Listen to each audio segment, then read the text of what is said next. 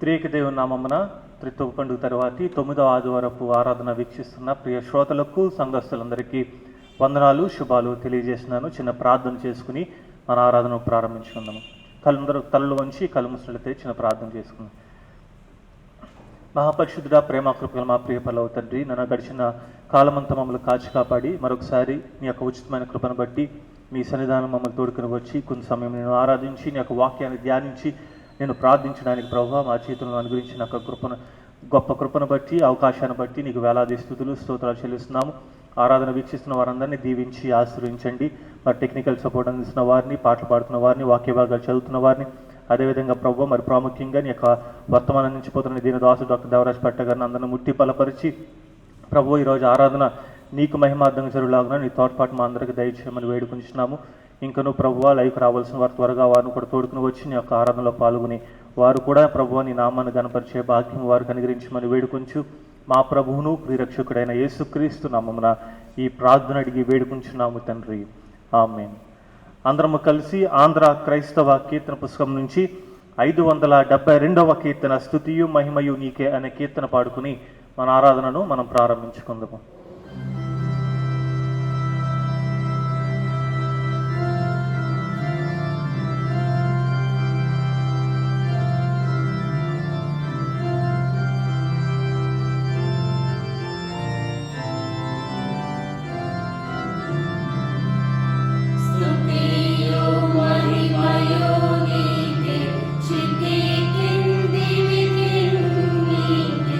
Viva, viva,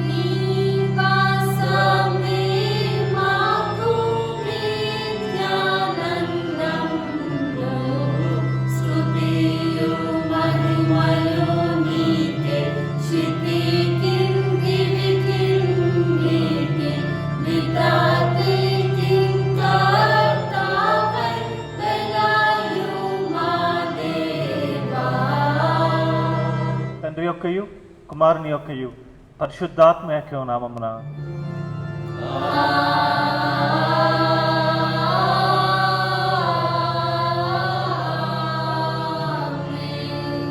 నీ వెలుగును నీ సత్యమును బయలుదేరజేయము, అవి నాకు త్రోవ చూపును.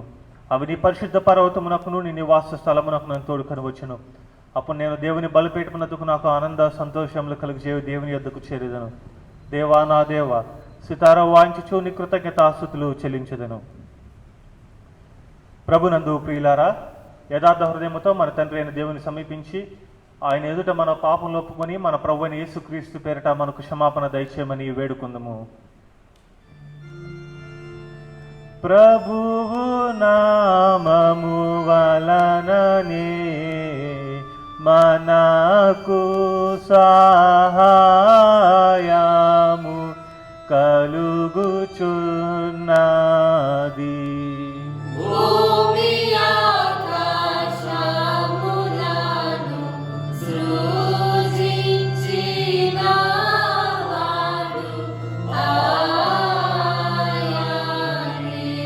ప్రభువు సన్నిధిని నాయతి క్రమములు నేనొప్పుకొందు నను కొంటిని.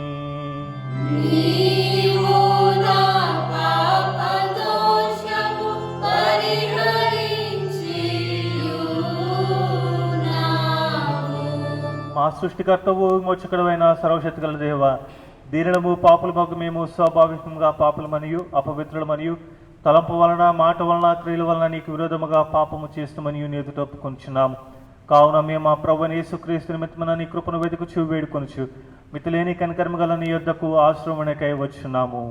మా కొరకు చనిపోటకై నీ జగదైక కుమారునిచ్చిన మిగిలికరగల దేవ, మమ్మను కనికరించి ఆయన నిమిత్తమున మా సమస్త పాపములకు క్షమాపణ దయచేయము. మేము నీ కృపచేత నిత్యజీవం పొందినట్లు నిన్ను గూర్చి నిశ్చితమును గూర్చిన సరైన జ్ఞానమును నీ వాక్యమును తగిన విధేయతను మా యందు నీ పరిశుద్ధాత్మలో వృద్ధి పొందిపమని మా ప్రభు అయిన యేసుక్రీస్తు ద్వారా వేడుకొంచున్నాము. ఆమేన్. మన పరలోక తండ్రి యొక్క సర్వశక్తుల దేవుడు మనల్ని కనికరించి మన కొరకు చనిపోటకే తన ఏక కుమారునిచ్చి ఆయన మూలమున మన పాపములన్నింటినీ క్షమించున్నాడు. ఆయన నామమందు విశ్వాసముంచి వారికి దేవుని కుమారులకు అధికారం ఇచ్చుచు వారికి తన పరిశుద్ధాత్మను అనుగ్రహించును. నమ్మి బాప్తిసం పొందినవాడు రక్షింపబడును. ఓ ప్రభు, ఆయ రక్షణ మా అందరికీ దయచేయము.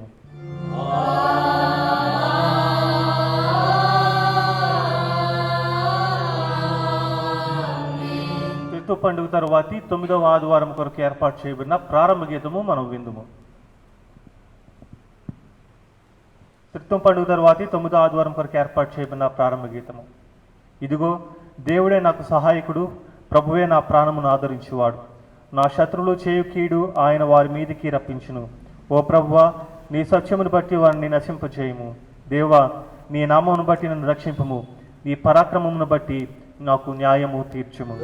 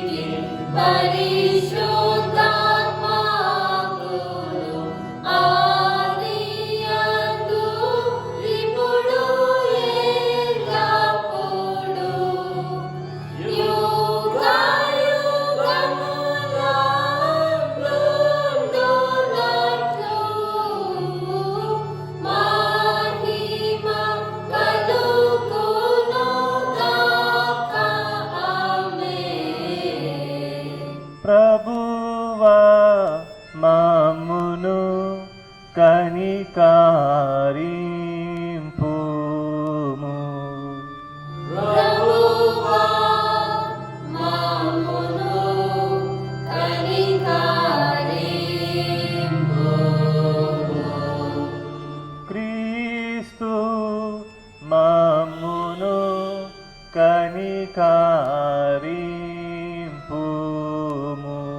క్రీస్తు మమ్మును కనికరింపుము. ప్రభువా మమ్మును కనికరింపుము. ప్రభువా మమ్మును కనికరింపుము.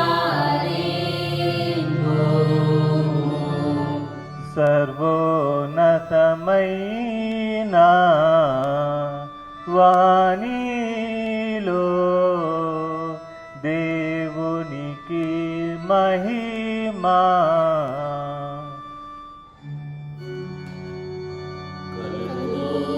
కలుగునుగాక. దేవునికి మహిమ కలుగునుగాక. కలుగునమైన ఘన స్థలములందున ఇలాగు సమాధానం నరులకాయనదయ. ప్రభువైన దేవా పరమరాజా సర్వ పరిపాలన పరిపూర్ణ శక్తి గల పరమ జనక నిన్ను మహిని స్తుతించుచు మరి పొగడుచున్నాము. మహిమపరచుచు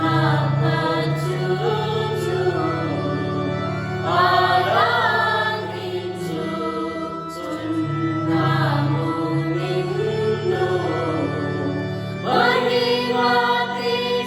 మహిమాతిశయమును మదిగారచియు నీకు మహిని స్తుతి కృతజ్ఞతానిచ్చుచున్నాము.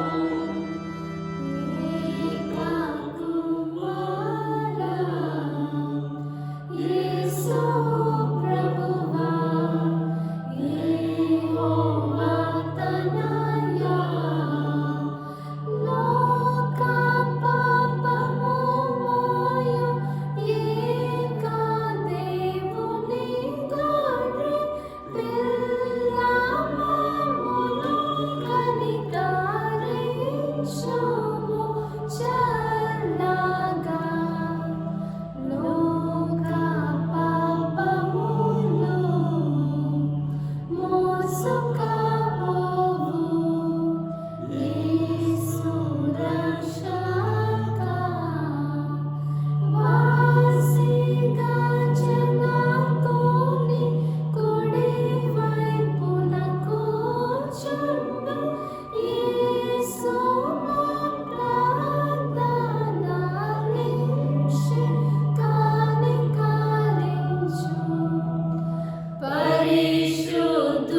పరిశుద్ధుడవు ప్రభుడవు నీవు. ప్రభువైన క్రీస్తు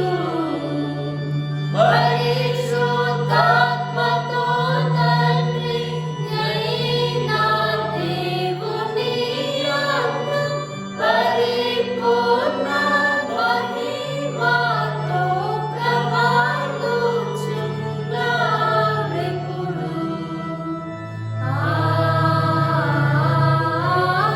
ఆమేన్. ప్రభువు మీతో నుండుగాక. నీ ఆత్మతో నుండుగాక. ప్రార్థింతుము. ఓ ప్రభువా, నీ వినయ సేవకుల ప్రార్థనలకు కరుణతో చెవియొగ్గి నీకిష్టమైన వాటిని అడిగినట్లు వారిని నడిపించి వారి మనవులను అంగీకరించమని నీతోనూ పరిశుద్ధాత్మతోనూ సదాయక దేవుడువై యుగయుగములు జీవించుచూ పరిపాలించునుండు నీ కుమారుడును మా ప్రభువైన యేసుక్రీస్తు ద్వారా వేడుకొంచున్నాము.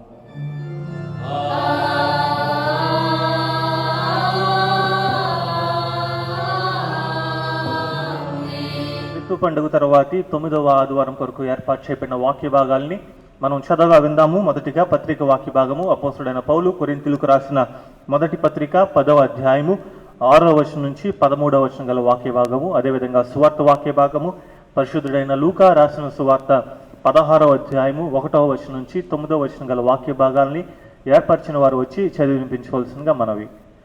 త్రిత్వంలోని 9వ ఆదివారం కొరకు ఏర్పాటు చేయబడిన పత్రిక పాఠము కొరింథీయులకు వ్రాయబడిన మొదటి పత్రిక 10వ అధ్యాయము 6 నుంచి 13 వరకు ఇలాగ వ్రాయబడి ఉన్నది. వారు ఆశించిన ప్రకారము మనము చెడ్డవాటిని ఆశించకుండునట్లు ఈ సంగతులు మనకు దృష్టాంతములుగా ఉన్నవి. జనులు తినుటకును త్రాగుటకును కూర్చుండి ఆడుటకు లేచిరి అని వ్రాయబడినట్లు వారిలో కొందరి వలె మీరు విగ్రహారాధికులై ఉండకుడి, మరియు వారి వలె మనము వ్యభిచరింపక యుందము. వారిలో కొందరు వ్యభిచరించినందున ఒక్క దినముననే 23,000 మంది కూలిరి. మనము ప్రభువును శోధింపక యుందము. వారిలో కొందరు శోధించి సర్పముల వలన నశించిరి. మీరు సణుగకుడి, వారిలో కొందరు సణిగి సంహారకుని చేత నశించిరి. ఈ సంగతులు దృష్టాంతములుగా వారికి సంభవించి యుగాంతమందున్న మనకు బుద్ధి కలుగుటకై వ్రాయబడెను. తాను నిలుచుచున్నానని తలంచుకొని వాడు పడకుండునట్లు జాగ్రత్తగా చూచుకొనవలెను. సాధారణంగా మనుషులకు కలుగు శోధన తప్ప మరి ఏదియూ మీకు సంభవింపలేదు. దేవుడు నమ్మదగినవాడు. మీరు సహింపగలిగినంత కంటే ఎక్కువగా ఆయన మిమ్మును శోధింపబడనీయడు. అంతేకాదు, సహింపగలుగుటకు ఆయన శోధనతో కూడా తప్పించుకొని మార్గమును కలుగచేయును. ఈ పాఠం ఇంతటితో ముగించాను. హల్లెలూయా హల్లెలూయా హల్లెలూయా. క్రమంలోని 9వ ఆదివారం కొరకు ఏర్పాటు చేయబడిన సువార్త పాఠ్య భాగము పరిశుద్ధుడైన లూకా రాసిన సువార్త 16వ అధ్యాయము 1 నుండి 9 వచనాలు ఈ విధంగా రాయబడి ఉన్నాయి. ఓ ప్రభువా, నీకు మహిమ కలుగునుగాక. లూకా సువార్త 16వ అధ్యాయము 1 నుండి 9 వచనాలు. మరియు ఆయన తన శిష్యులతో ఇట్లా నేను ఒక ధనవంతుని యొద్ద ఒక గృహ నిర్వాహకుడు ఉండెను. వాడు అతని ఆస్తిని కాపాడుకొనుచున్నాడని అతని యొద్ద వాని మీద నేరము మోపగా అతడు వాని పిలిపించి, నిన్ను గూర్చి నేను వినుచున్న ఈ మాట ఏమిటి? నీ గృహ నిర్వాహకత్వపు లెక్క అప్పగించుము. నీవు ఇక మీదట గృహ నిర్వాహకుడై ఉండవల్ల కాదని వానితో చెప్పాను. ఆ గృహ నిర్వాహకుడు తనలో తాను, నా యజమానుడు ఈ గృహ నిర్వాహకత్వపు పనిలో నుండి నన్ను తీసివేయును గనుక నేనేమి చేతునో త్రవ్వలేను, భిక్షమెత్తు సిగ్గుపడుచున్నాను. నన్ను ఈ గృహ నిర్వాహకత్వపు పని నుండి తొలగించినప్పుడు వారు నన్ను తమ ఇండ్లలోనికి చేర్చుకున్నట్లు ఏమి చేయవలనో నాకు తెలియననుకుని తన యజమానుని రుణస్థులలో ఒక్కొక్కరిని పిలిపించి, నీవు నా యజమానునికి ఎంత అచ్చి ఉన్నావని మొదటివానిని అడుగగా వాడు 100 మణుగుల నూనె అని చెప్పగా, నీవు నీ చీటి తీసుకొని త్వరగా కూర్చుండి 50 మణుగులని రాసుకోమని వానితో చెప్పాను.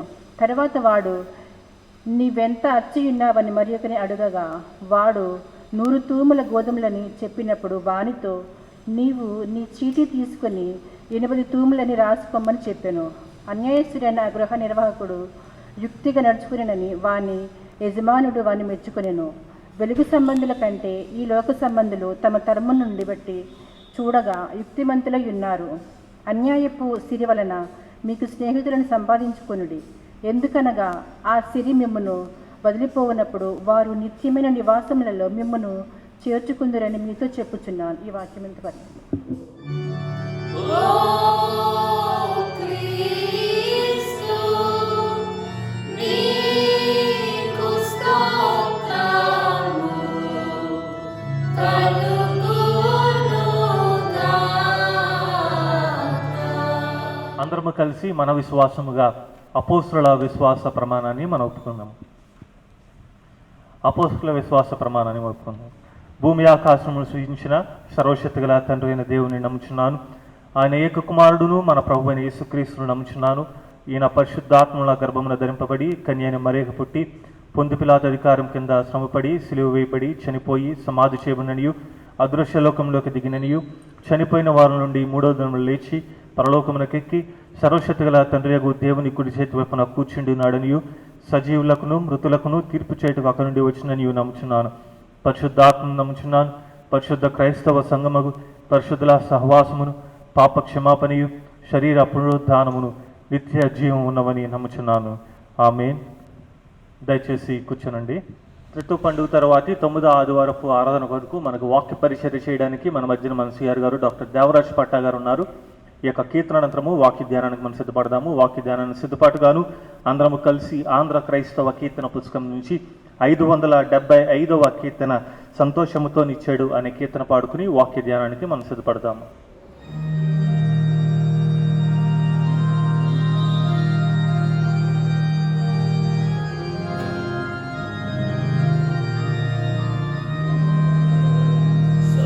సంతోషముతో నీచెడు వారిని ఎంతో దేవుడు ప్రేమించును. సంతోషముతో నీచెడు వారిని ఎంతో దేవుడు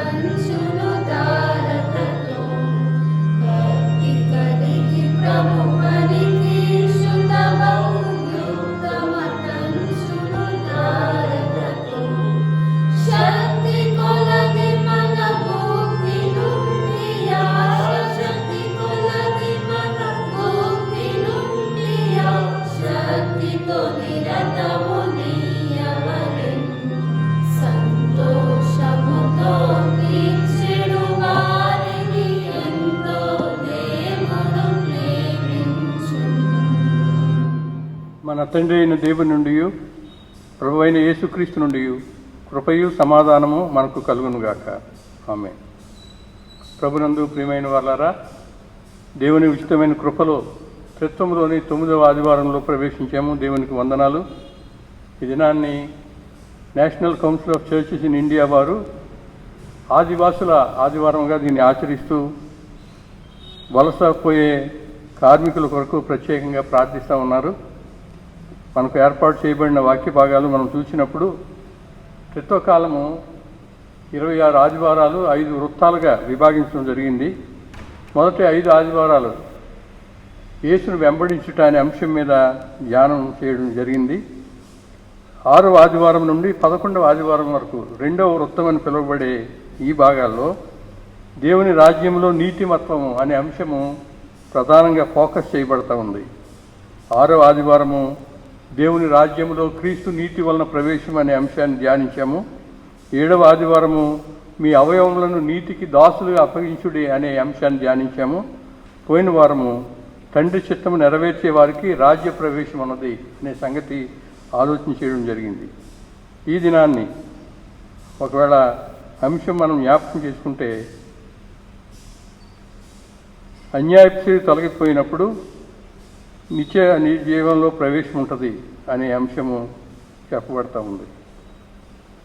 యేసు ప్రభు చెప్పిన 38 ఉపమానాల్లో 16 ఉపమానాలు ధనము లేక సంపదను గురించి చెప్పారు ఆయన.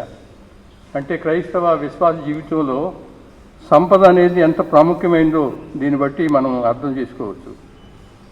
చదవబడిన సువార్త వాక్య భాగంలో లూకా సువార్త 16వ అధ్యాయం మొదటి 9 వచనాలు మనం చూసినప్పుడు ప్రభువు చెప్పిన ఒక ఉపమానం కనబడతా ఉంది.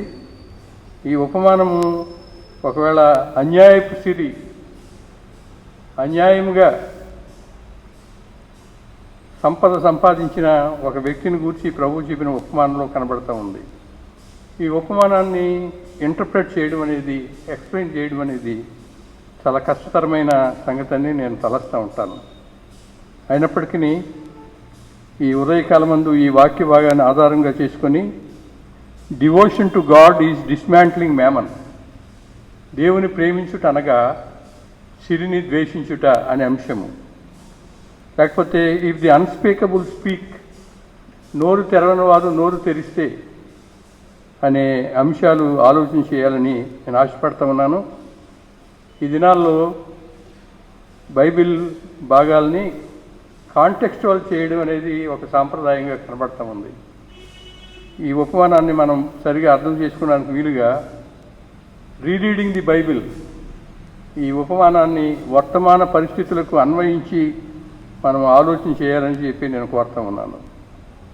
ఈ ఉపమానం చెప్పబడిన దినాల్లో ఒకవేళ రోమా సామ్రాజ్య పాలనలో ప్రజలు ఏ విధముగా పేదలు మరింత పేదలైపోయారో, ఆ పన్నుల వ్యవస్థ బీదవారిని ఎంతగా అణిచివేసిందో, సామ్రాజ్యవాదులు ఏ విధంగా విజృంభించి పేదలను మనుషులుగా కూడా చూడని పరిస్థితులు ఉన్నాయో ఆలోచన చేయాలని చెప్పి నేను తెలియజేస్తా.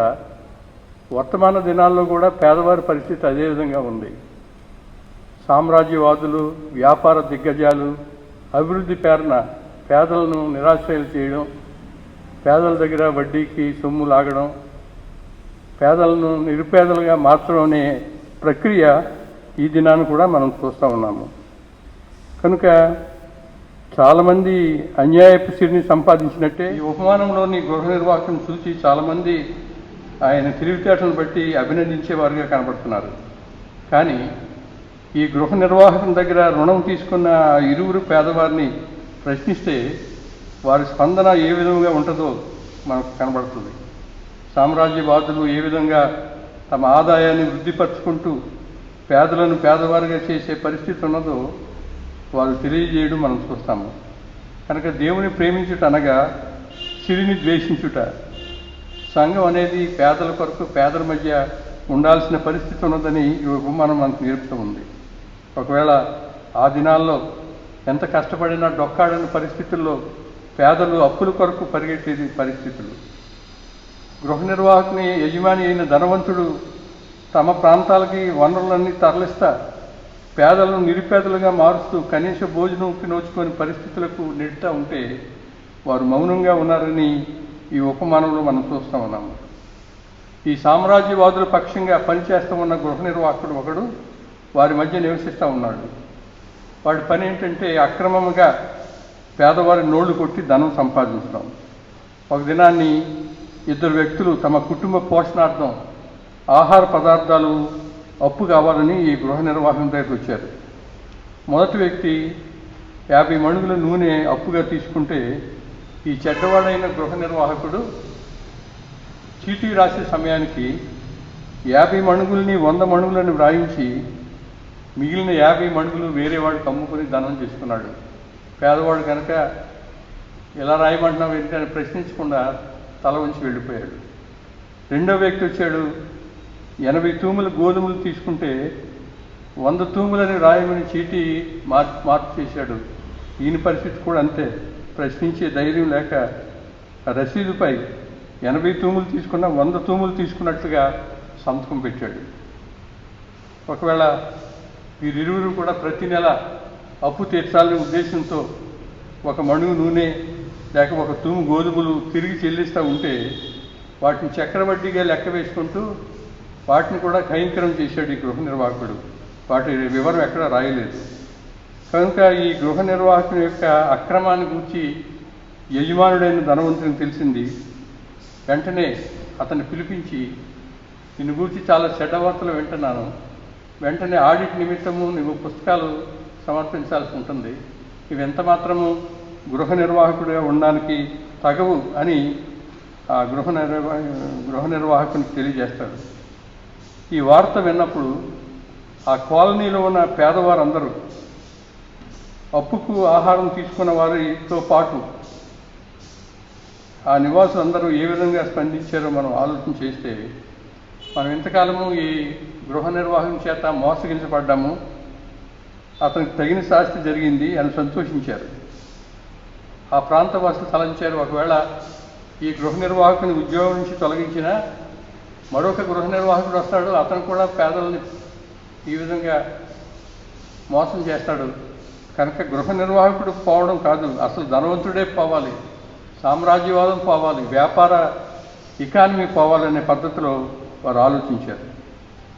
ధనవంతుడు ఇక మీదట గృహ నిర్వాహకుడిగా ఉండడు అని తనలో తాను అనుకున్నప్పుడు, ఇప్పుడు ఏమి చేయాలి, నేను ఏ ఉద్యోగానికి నేను పనికిరాను, ఏ పని చేయలేను, ఒకవేళ ప్రభుత్వం పేదవారికి ఇచ్చే సదుపాయాలు పొందాలంటే నేను పేదవాడిని కాదు ధనవంతుడని ఈ ప్రాంతం వారి అందరికీ తెలుసు.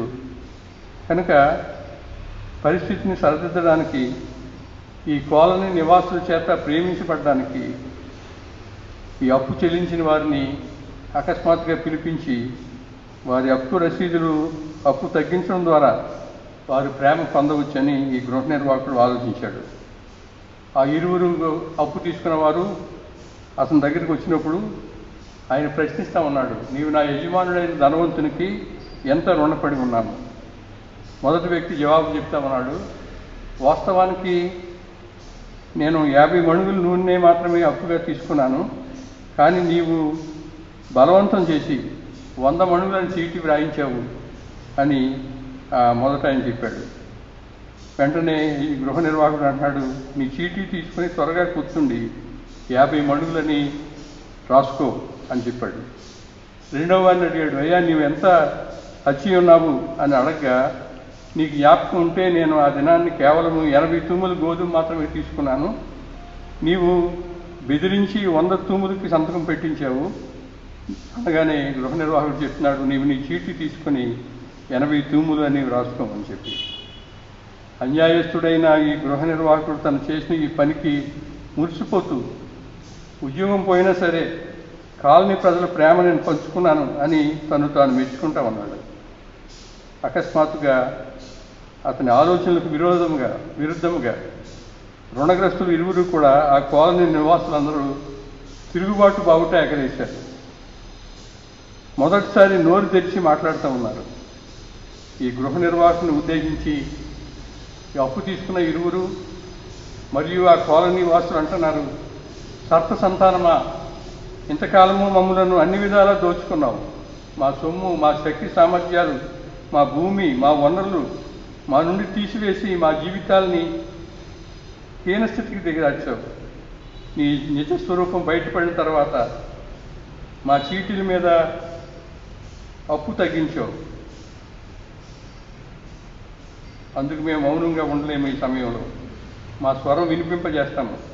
నీవు చేసిన అక్రమ సంపాదనను బట్టి, నీవు ప్రవర్తించిన తీరును బట్టి నీవు శిక్షింపబడాలి. మాకు న్యాయం జరగాలి. మాకు స్వేచ్ఛ స్వాతంత్రాలు కావాలి. మా అప్పులన్నీ రద్దు చేయాలి.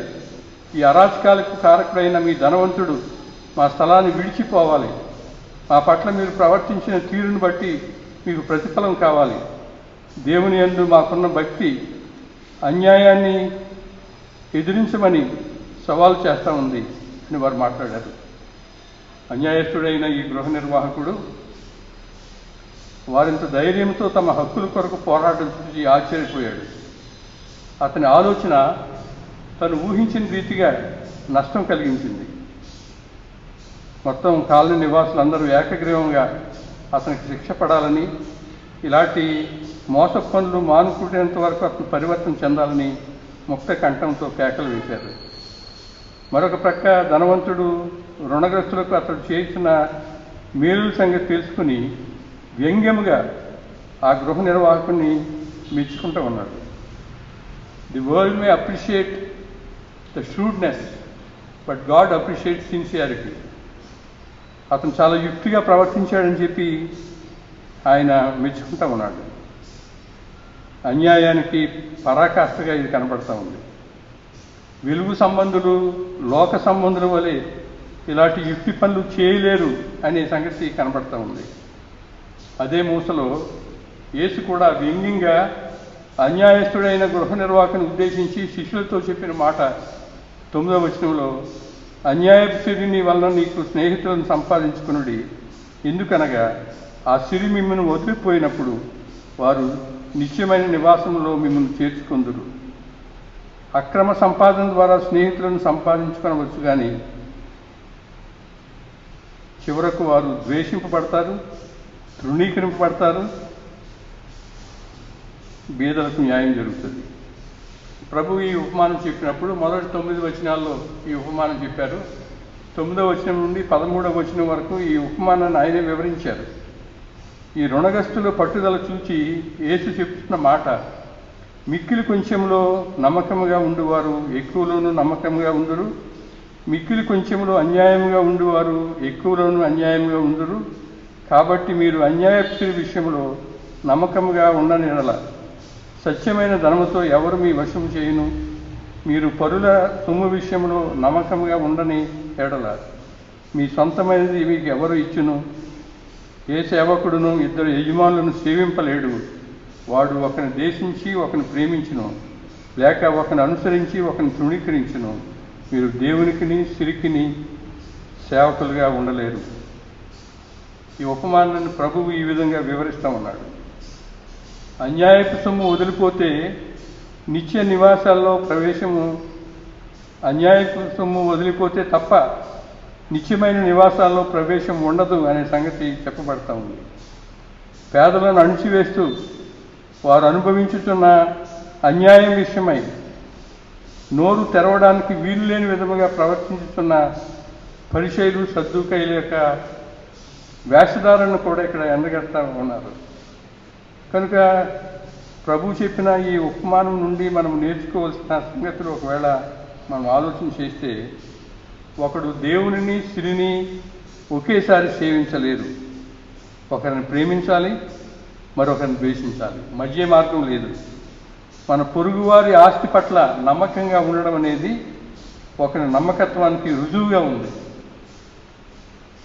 మన పొరుగువారి ఆస్తి పట్ల నమ్మకంగా ఉండడం అనేది ఒక నమ్మకత్వానికి హేతువుగా లేక రుజువుగా కనబడుతూ ఉంది. అనగా బీదల పక్షంగా సంఘము నోరు తెరిచి మాట్లాడాల్సిన పరిస్థితులు. The church should become the voice for the voiceless. తమకు జరిగిన అన్యాయాన్ని బయటకు తెలియజేయలేని పేదల పక్షంగా, బీదల పక్షంగా, అణగదొరకబడిన ప్రజల పక్షంగా సంఘం నిలబడాలి, గొంతు తెరవాలి, వారిని సమర్థించాలనే మాటలు ఇక్కడ కనబడుతూ ఉన్నాయి. మన కొరకు సంపద సమకూర్చుకొనడం విషయంలో ఒకవేళ కొన్ని సంగతులు మనం ఆలోచన చేస్తే, దేవుని ప్రేమించడం అనగా సిరిని ద్వేషించడం అనే మాట నేను జ్ఞాపకం చేశాను. దేవుని సేవించుట, దేవుని ప్రేమించుట, సిరిని ద్వేషించుట, సిరిని తృణీకరించుట. చాలా సులభంగా మనము దేవుని ప్రేమించుట అనే మాట వాడతాము.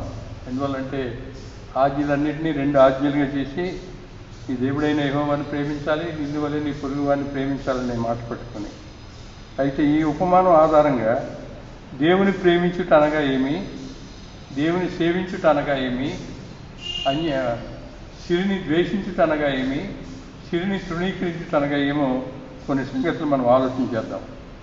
మొదటిగా దేవుని ప్రేమించుట అనగా సంపద సమకూర్చుకోవడానికి దేవుని పేరు వాడకుండా ఉండడం, లేక ధనాన్ని సమకూర్చుకోవడానికి దేవుణ్ణి ఏజెంట్గా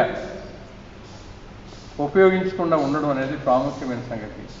ఈ దినాల్లో చాలామంది సువార్థికులు పరిచర్యకు రావడానికి కారణము పరిచర్య పేరున సంపద సమకూర్చుకోవడం, ధనాన్ని సంపాదించడం. ఒక సర్వే ప్రకారము అమెరికా దేశంలో టీవీలో సువార్త పంచే సేవకులు సాఫ్ట్వేర్ ఇంజనీర్స్ కన్నా ఎక్కువ సంపాదిస్తున్నారనే మాటలు చెప్పబడుతూ ఉన్నాయి. కనుక దేవుని ప్రేమించుట, సిరిని ద్వేషించుట అనగా మొదటి అంశము దేవుణ్ణి సంపద సమకూర్చుకోవడానికి వాడుకోకూడదు, ఆయన్ని ఏజెంట్గా నియమించుకోకూడదు అనే సత్యాన్ని నేను జ్ఞాపకం చేస్తున్నాను. రెండవది, దేవుని ప్రేమించుట, సిరిని ద్వేషించుట అనగా పేదల పక్షం వసించి వారికి జరుగుతున్న అక్రమాలను ఖండించాలి. అక్రమ పద్ధతుల ద్వారా సంపద సమకూర్చుకోనకూడదు. ఒకవేళ దేవుని పేరునే కాదు కానీ అక్రమ సంపాదన మనం ఉపమానంలో చూసాము. ఈ గృహ నిర్వాహకుడు ఏ విధముగా కొద్దిగా ఇచ్చి ఎక్కువ చీటీలు రాయించుకున్నాడు, దాన్ని ఏ విధంగా ఆయన సంపాదించుకుని తెలివైన వాడిని ముడిచిపోయాడు మనం ఆలోచన చేశాము. కనుక దేవుణ్ణి ప్రేమించు, సిరిని ద్వేషించు అనగా పేదల పక్షంగా నిలిచి వారికి జరుగుతున్న అక్రమ పద్ధతులను ఖండించి అక్రమ పద్ధతుల ద్వారా సంపద సమకూర్చుకొనకుండా ఉండడం అనేది. మూడవది, దేవుని ప్రేమించు, సిరిని ద్వేషించు అనే మాటలోని అర్థము చిన్న చిన్న విషయాల్లో సహితము ఒకవేళ మనకు అప్పగింపబడిన పనుల్లో న్యాయంగా వ్యవహరించాలి. దేవుడు నిజాయితీని, న్యాయాన్ని మెచ్చుకుంటాడు. క్రైస్తవ సాక్ష్యం ఒకవేళ క్రైస్తవేతరుల నుండి భిన్నంగా ఉండాలంటే ఈ నమ్మకత్వం అనేది, న్యాయంగా వ్యవహరించడం అనేది, నిజాయితీ కనపరచడం అనేది దేవుని ప్రేమించడం, సిరిని ద్వేషించడం. నాలుగవది, దేవుని ప్రేమించు, సిరిని ద్వేషించు అనే మాటలో బీదల దగ్గర అన్యాయంగా ఒకవేళ వడ్డీకి అప్పులు ఇచ్చి వారిని బాధించడం. ఈ గృహ నిర్వాహకుడు వారు నెల నెల కొంత తిరిగి కడుతున్నా దాన్ని లెక్కలో రాయకుండా దాన్ని కూడా తన బొక్కసంలో వేసుకుని వారిని పీడించి వారిని నలగొట్టడానికి ప్రయత్నం చేయడం అనేది మనం విన్నాము.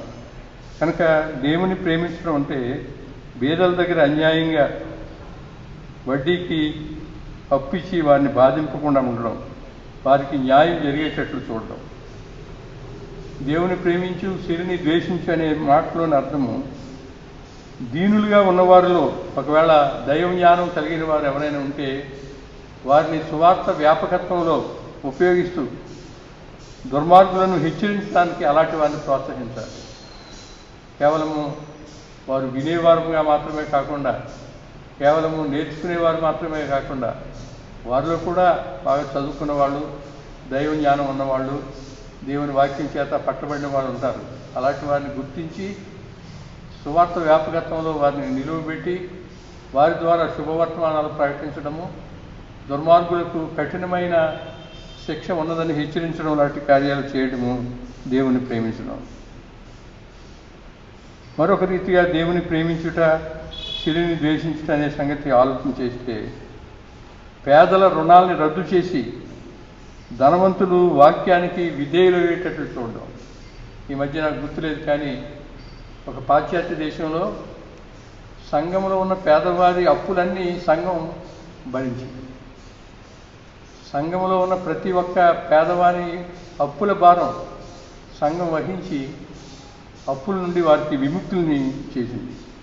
కనుక దేవుని ప్రేమించడం అంటే, సిరిని ద్వేషించడం అంటే పేదల రుణాలను రద్దు చేసి ధనవంతులు వాక్యానికి విధేయులు అయ్యేటట్టు చూడడం.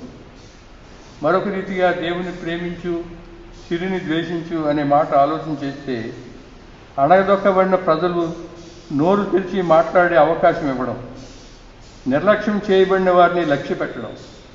ఎంతకాలం వారి స్వరం వినలేదు, వారి గొంతు వినలేదు, వారి ఆక్రందన వినలేదు, వారి దుఃఖం వినలేదు, వారి వేదన వినలేదు. దేవుని ప్రేమించడం అంటే వారి స్వరం వినగలగడం, వారి ఆక్రందనకి స్పందించగలగడం, వారిని గుర్తించగలగడం. ఎంతకాలం వారికి గుర్తింపు లేని జీవితాలు, సంఘంలో కూడా వారికి గుర్తింపు లేని పరిస్థితులు. కానీ దేవుని ప్రేమించి అని చెప్పడంలో ఒకవేళ నిర్లక్ష్యం చేయబడిన వారిని లక్ష్య పెట్టడం అనేది ప్రాముఖ్యమైన సంగతి. మరొక రీతిగా దేవుని ప్రేమించు, సిరిని ద్వేషించు అనే మాట మనం ఆలోచన చేస్తే అన్యాయానికి గురి అయిన పేదల అభివృద్ధికి ఏవి అడ్డంకులుగా నిలిచావో ఆ అడ్డంకుల్ని పడద్రోయడానికి సంఘం పూనుకోవాలి. ఎన్నో ఆటంకాలు, ఎన్నో అవరోధాలు, ఎన్నో నిరుత్సాహం కలిగించే పరిస్థితులు, నిరాశ నిస్పృహలు, అలాంటి వారి కొరకు ఒకవేళ ఫలానా సంగతి వారికి ఆటంకంగా ఉంది, వారికి అడ్డంకిగా ఉంది అని తలస్తే దాన్ని తొలగించడానికి త్రికరణ శుద్ధిగా ప్రయత్నం చేయాలి. ప్రాముఖ్యంగా దేవుని సేవించు, సిరిని ద్వేషించు అనే మాట మనం తలుచుకున్నప్పుడు దోచుకొనబడిన అభాగ్యులను మన సమాజంలో ఆహ్వానించి వారిని కూడా మనతో సమానవస్తులుగా ఎంచి సమానమైన గుర్తింపు ఇవ్వడం అనేది, వారి మాటలు వినడం అనేది, వారిని సమసమాజంలో భాగస్తులుగా చేయడం అనేది ప్రాముఖ్యమైన విషయం. కనుక ఈ ఉదయకాలమందు ప్రభు చెప్పిన ఈ ఉపమానాన్ని వర్తమాన పరిస్థితులకు మనం అన్వయించుకుంటే పేదల స్వరం వినే సమయం వచ్చింది. ఇంతకాలం ది అన్స్పీకబుల్ అని చెప్పి వారిని పక్కన పెట్టాము. ఒకవేళ అప్పు తీసుకున్న సమయాన్ని నోరు తెరవలేదు భయపడి. కానీ గృహ నిర్వాహకునికి ఉద్యోగం పోయి అతను తప్పు చీటీలు రాయించినప్పుడు వాళ్ళు ధైర్యంగా మేము తీసుకున్నది ఎంత, నీవు రాయించింది ఎంత అని నిలదీసి అడగగలిగారు.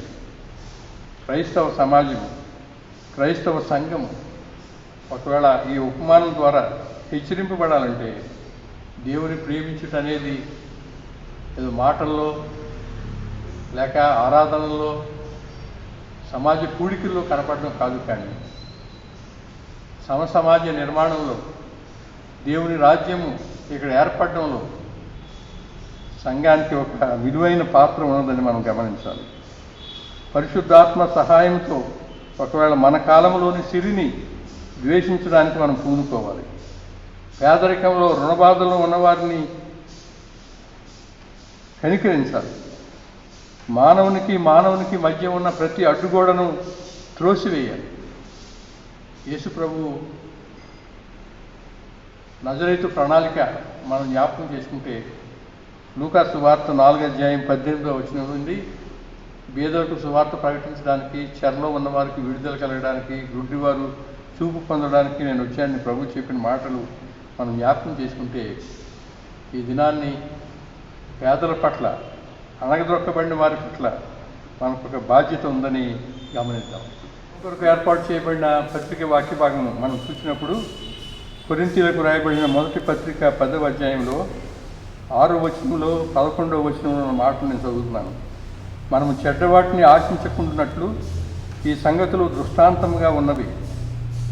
11వ వచనంలో అంటాడు, ఈ సంగతులు దృష్టాంతములుగా వారికి సంభవించి యుగాంతమందున మనకు బుద్ధి కలుగుటకై రాయబడింది.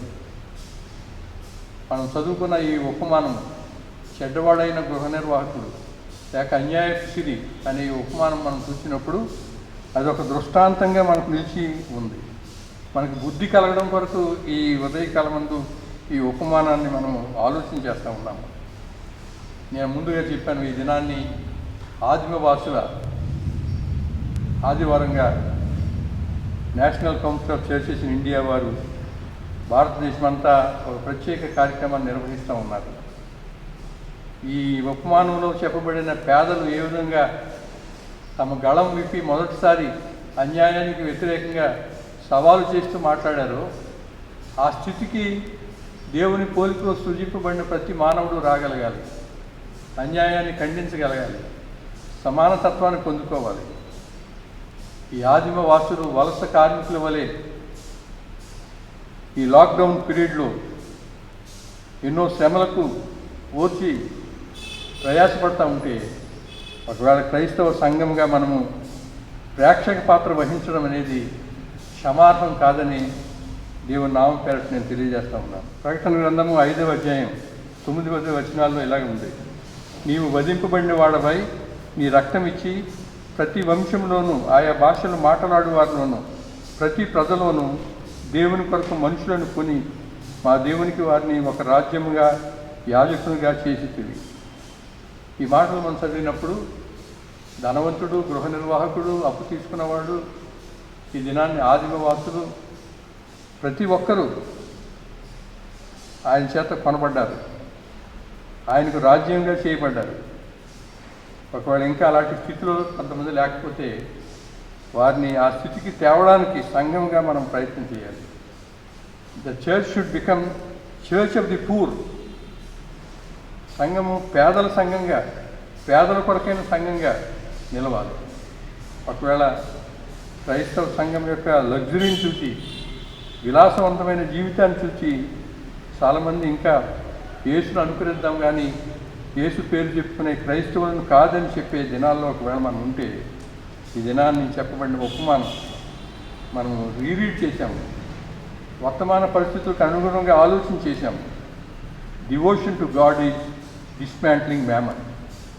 మ్యామన్ అంటే సిరంటే కేవలము సంపద మాత్రమే కాదు, కానీ దేవుని కన్నా మిక్కిలిగా మనం ప్రేమించేది ఏదైనా మ్యామనే.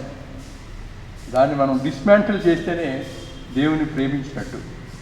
అందుచేత పత్రిక పాఠంలో ఆయన నమ్మదగిన వాడు, ఆయన మనకు బుద్ధి కలగడానికి ఈ సంగతులు రాయించి పెట్టాడనే సంగతి మనం ఒకసారి జ్ఞాపకం చేసుకుంటే, చెడ్డవాడైన ఈ గృహ నిర్వాహకుని వలె లోక సంబంధమైన యుక్తిగా ఉండడం కన్నా దేవుని నీతి విషయంలో యుక్తిగా ప్రవర్తించడము ప్రాముఖ్యమైన సంపదని, లోక సంబంధమైన సంపద మనకు నిత్య నివాసానికి నడిపించదని, అన్యాయంగా సంపాదించిన ధనాన్ని మనం ఒక దినాన్ని వదిలిపెట్టాలని ఈ సంగతులు మనం ఆలోచన చేసుకుంటూ, ఈ సంగతులు దృష్టాంతంగా మనం చెడ్డవాటిని ఆశించకుండానట్లు వ్రాయబడ్డాయని,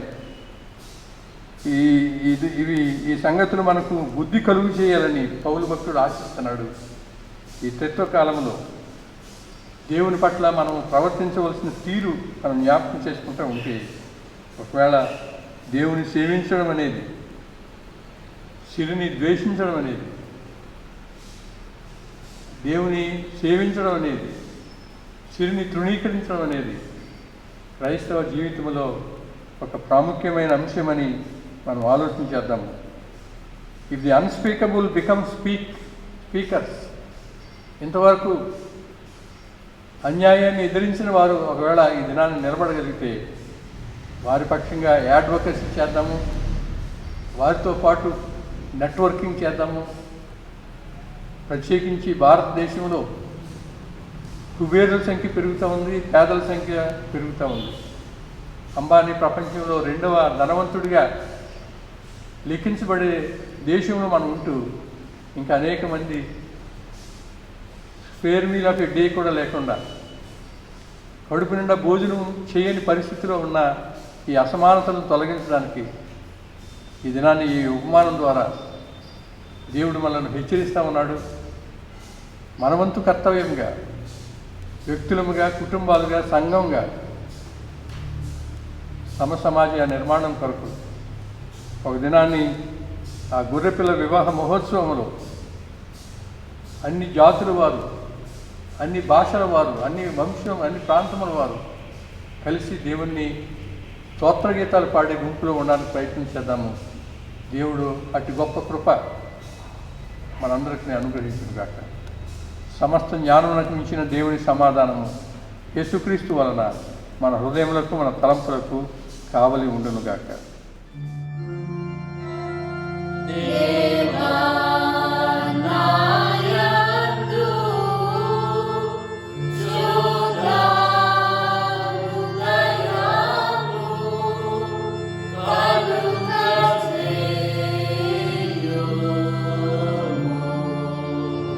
నాయంతరంగములో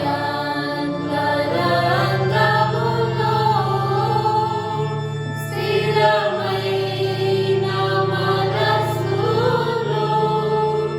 ప్రాణముగా ఉండించుము. నీ సన్నిధానములో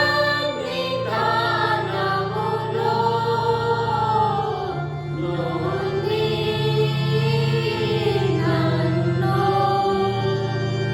త్రోసివేయకుము.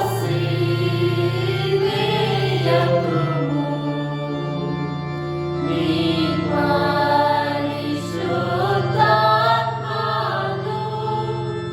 నా యొద్ద నుండి తీసివేయకుము.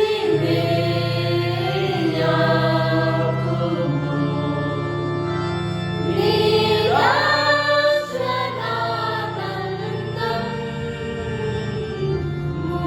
నాకు మరలా పుట్టించుము.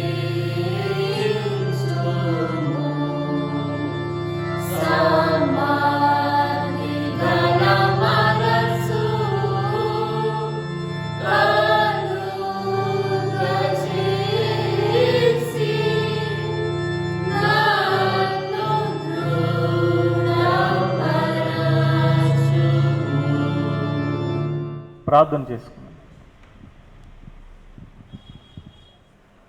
మహాపరిశుద్ధ ప్రేమ కృపను మా ప్రియ పలవ తండ్రి, నన్నని యొక్క సన్నిధానం మమ్మల్ని తోడుకుని వచ్చి ఈ త్రిత్వ పండుగ తరువాతి ప్రభువా 9వ ఆదివారము ఆరాధన జరుపుకోవడానికి నన్ను అనుగ్రహించిన ఒక గొప్ప అవకాశాన్ని బట్టి నీకు వేలాది స్తుతులు స్తోత్రాలు తండ్రి.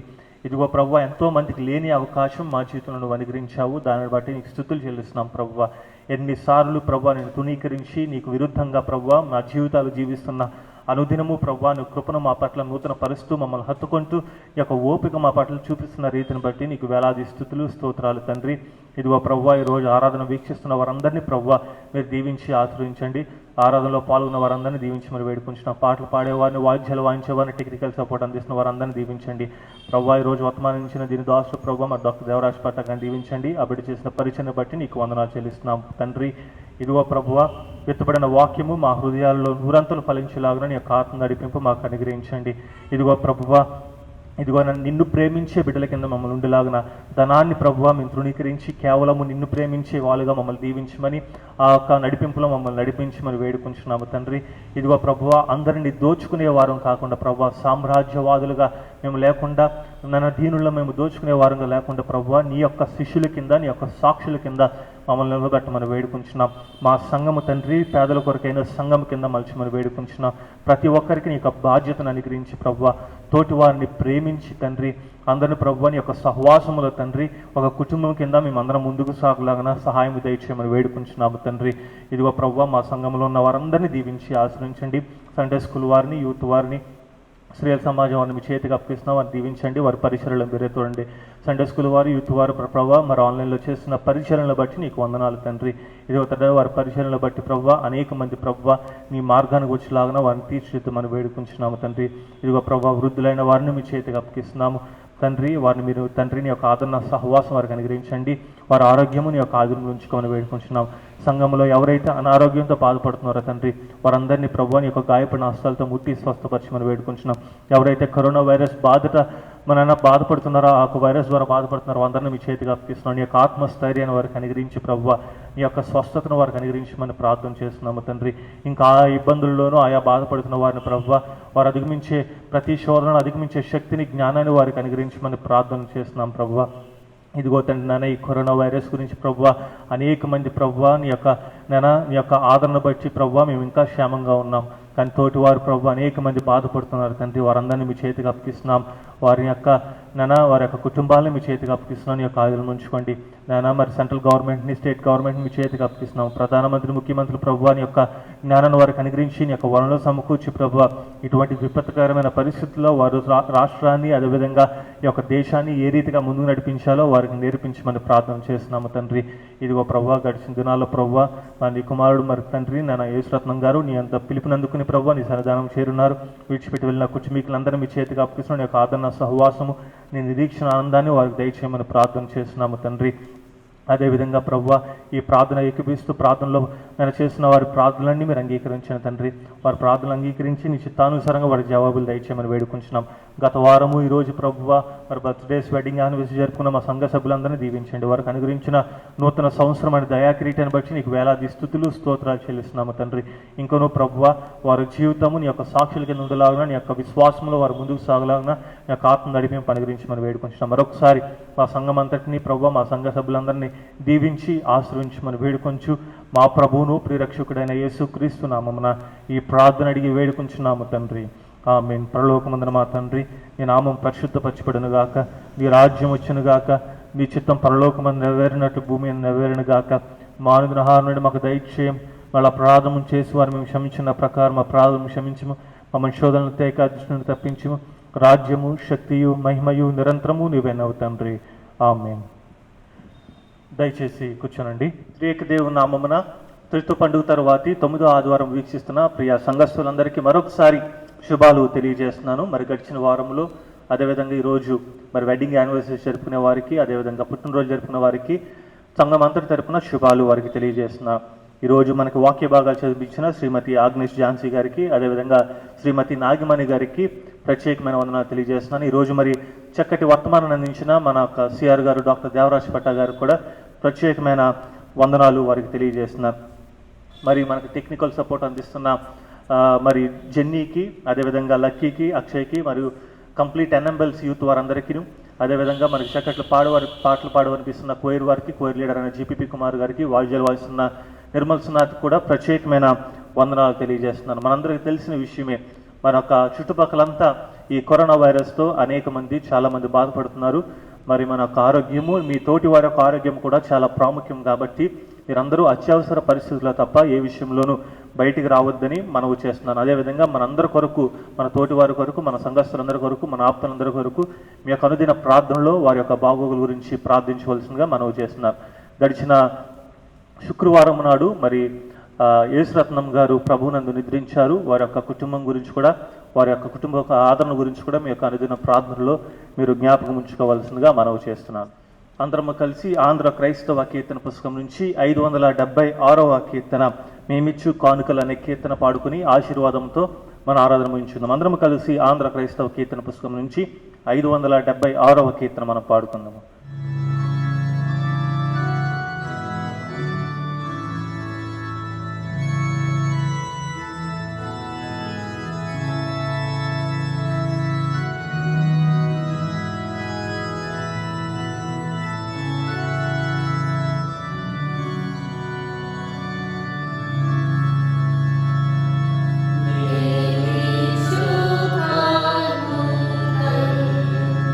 Vive